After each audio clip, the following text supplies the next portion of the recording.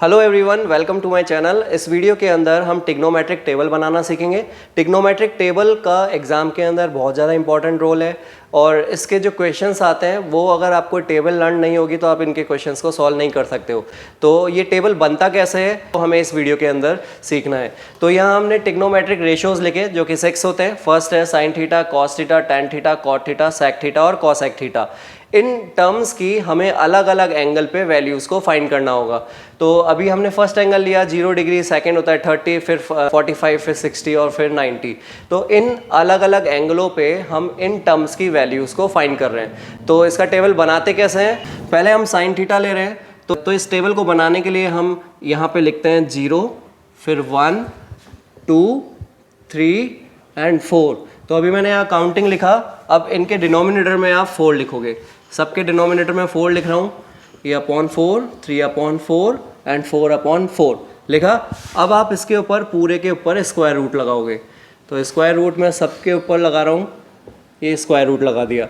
अब यहाँ पे अगर हम इसकी वैल्यू देखते हैं, 0 को आप अंडर रूट से बाहर निकालोगे तो ये 0 ही होता है और रूट 4 को बाहर निकालते हैं तो 2 होता है। और हमें एक बात ये पता है कि अगर न्यूमरेटर में 0 हो और डिनोमिनेटर में कोई भी नंबर हो तो उसका रिजल्ट 0 होता है। तो मैं यहाँ से कह सकता हूँ कि साइन 0 डिग्री की वैल्यू 0 होती है। ऐसे ही हम साइन 30 की वैल्यू फाइंड कर रहे हैं। 1 को स्क्वायर रूट से बाहर निकालोगे तो होगा 1 और रूट 4 को स्क्वायर रूट से बाहर करते हैं तो होता है 2। यानी मैं बोल सकता हूँ साइन 30 की वैल्यू होती है 1/2। तो साइन 45 की हम वैल्यू फाइंड कर रहे हैं। 2/4 को हम 2 से काट सकते हैं, 1/2 टाइम्स काटा। अब 1 को आप स्क्वायर रूट से बाहर करोगे तो 1 ही होगा और 2 स्क्वायर रूट के अंदर ही रहेगा क्योंकि 2 तो किसी का भी स्क्वायर रूट होता ही नहीं है। तो साइन 45 पे इसकी वैल्यू हुई 1/2। ऐसे ही हम इसको अगर सॉल्व करते हैं साइन 60 के लिए तो हम क्या करेंगे, 3/4, इसको न्यूमरेटर और डिनोमिनेटर को कैंसिल नहीं कर सकते तो आप 3 को बाहर निकालोगे तो 3 एज इट इज़ ही रहेगा क्योंकि मैंने इसके साथ में स्क्वायर रूट कर दिया। और 4 को स्क्वायर रूट से बाहर निकालते हैं तो 2 होगा। यानी साइन 60 की वैल्यू √3/2 होगी। ऐसे ही साइन 90 की वैल्यू फाइंड कर रहे हैं, 4 से 4 कैंसिल करते हैं तो 1 बचा और 1 का स्क्वायर रूट 1 ही होता है। तो हम यहाँ कॉस थीटा की वैल्यु को फाइंड कर रहे हैं जिसको आपको लर्न करने की ज़रूरत नहीं है। आप क्या करोगे, इसको पीछे से स्टार्ट करो और लिखते जाओ। तो लास्ट में इसका था 1, स्टार्टिंग में लिखा √3/2, उसके बाद 1/√2, फिर ये 1/2 था और स्टार्टिंग में 0 था तो इसके लास्ट में 0 चला जाएगा। यानी अगर मेरे को साइन थीटा याद है तो कॉस थीटा तो हम एज इट इज़ बना सकते हैं। अब जो टैन थीटा होता है, टैन थीटा को हम किस तरह से लिख सकते हैं, टैन थीटा को हम लिख सकते हैं sine theta upon cos theta. तो टैन थीटा का ये फॉर्मूला होता है। साइन थीटा में अगर कॉस थीटा का डिवाइड करते हैं तो वो टैन थीटा होता है। तो टैन थीटा की हम वैल्यू फाइंड कर सकते हैं। हमें यहाँ पे पता है टैन थीटा का फॉर्मूला होगा sine theta upon cos theta. तो साइन थीटा की वैल्यू तो है 0 अपॉन कॉस थीटा की वैल्यू है 1 और न्यूमरेटर में 0 और डिनोमिनेटर में कोई भी नंबर हो तो उसका रिजल्ट 0 होता है। तो टैन 0 डिग्री पे इसकी वैल्यु होती है 0। ऐसे ही टैन 30 के लिए करते हैं। टैन का मतलब साइन अपॉन कॉस लिखना होगा तो इसकी वैल्यू है 1/2 साइन की और कॉस की वैल्यू है √3/2। तो इस वाले केस के अंदर हम क्या करते हैं, a/b हो और फिर c/d हो तो हम a/b तो एज इट इज रखते हैं और नीचे वाला नंबर रेसिप्रोकल हो जाता है, यानी d ऊपर चला जाता है और c नीचे चला जाता है इस केस में। तो हम इसको यही करते हैं, हम ये जो ऊपर वाला नंबर था 1/2 इसको तो एज इट इज रखते हैं। तो 1/2 को तो एज इट इज रखा और नीचे वाला नंबर रेसिप्रोकल हो जाएगा तो 2/√3 होगा। 2 से 2 कैंसिल करा तो इसकी वैल्यू आएगी 1/√3। यानी टैन 30 की वैल्यू हम बोल सकते हैं 1/√3 होता है। ऐसे टैन 45 जो कि होगा 1/√2 क्योंकि पहले मैं साइन थीटा लिख रहा हूँ और फिर नीचे कॉस थीटा लिखूंगा अपॉन 1/√2 इस तरह से लिखेंगे। तो अभी हमने जो यहाँ किया वही यहाँ कर रहे हैं, 1/√2 तो एज इट इज रखा इनटू नीचे वाला नंबर रेसिप्रोकल करके लिख देंगे तो √2 ऊपर चला जाएगा और 1 नीचे रहेगा तो √2 से √2 कैंसिल तो इसका रिजल्ट होगा 1।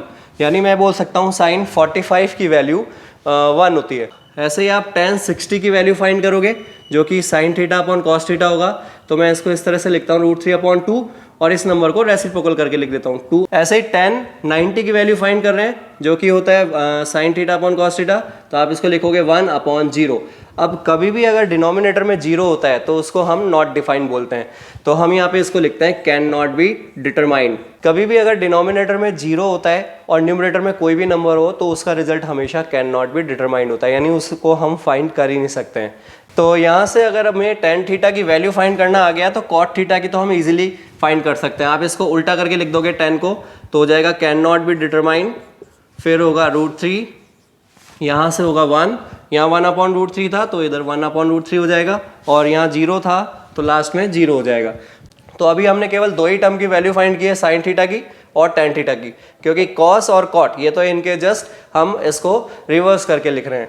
ऐसे ही हम यहाँ से सेक थीटा की वैल्यू फाइंड करते हैं। अब सेक थीटा जो होता है, सेक थीटा को हम इस तरह से लिख सकते हैं 1/cos थीटा, यानी cos थीटा का आप रेसिप्रोकल कर दोगे तो वो सेक थीटा की वैल्यू होगी। मैं एक बार फिर से रिपीट करता हूँ, अगर cos थीटा का हम रेसिप्रोकल कर देते हैं तो वो सेक थीटा की वैल्यू होती है।